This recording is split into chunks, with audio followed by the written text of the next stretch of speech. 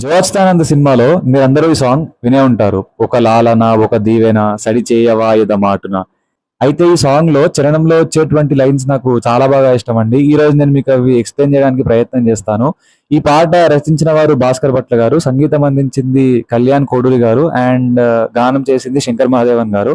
అయితే ఆ చరణంలో మొదటి లైన్ ఏంటంటే, ఇంతకాలం దాచుకున్న ప్రేమని హాయిని కాలమేమీ దోచుకోదు ఇమ్మని. ఈ లైన్ లో ఉన్నటువంటి అర్థం ఏంటంటే, నీ మనస్సులో ఎంతో కాలంగా భద్రపరుచుకున్న ప్రేమ మాధుర్యాన్ని బయటకు పంచు.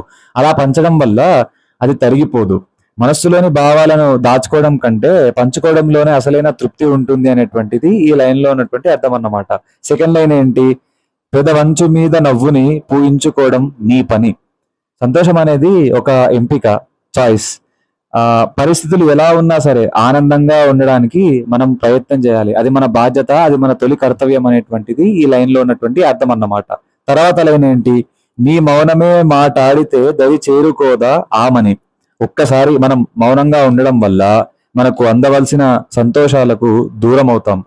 ఆ మౌనాన్ని ఛేదిస్తే జీవితం మళ్ళీ చిగురుస్తుంది. నీ మనసులో ఉన్న తనకి నీ మనసులో ఉన్న ప్రేమని తనకి చెప్పితే తాను ఖచ్చితంగా నీ దరికి చేరుతుంది. మీ ప్రేమ అనేది గెలుస్తుంది అనేటువంటిది ఈ లైన్స్ లో ఉన్న అర్థం అన్నమాట. నిజంగా చాలా గొప్పగా రాశారు కదా భాస్కర్ భట్ల గారు.